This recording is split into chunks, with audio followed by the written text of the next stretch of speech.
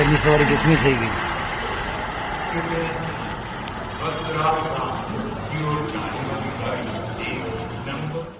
గుజరాత్ రాష్ట్రం అహ్మదాబాద్ లో ఘోర విమాన ప్రమాదం జరిగింది. స్థానికంగా ఉన్న సర్దార్ వల్లభాయ్ అంతర్జాతీయ విమానాశ్రయం నుంచి లండన్ వెళ్తున్న ఎయిర్ ఇండియా విమానం టేక్ ఆఫ్ అయిన కాసేపటికే ఒక్కసారిగా ప్రమాదానికి గురైంది.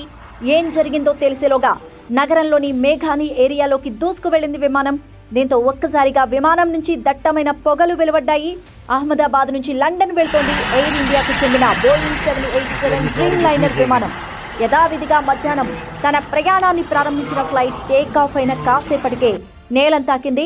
ప్రమాదం జరిగిన సమయంలో విమానంలో 242 మంది ప్రయాణికులు ఉన్నట్టు తెలుస్తోంది.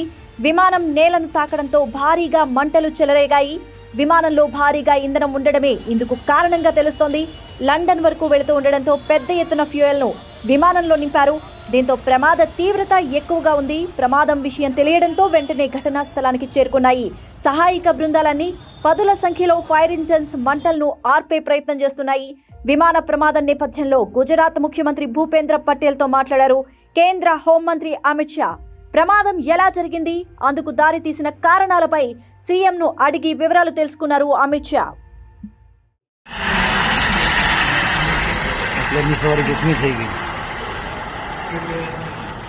વસ્ત્ર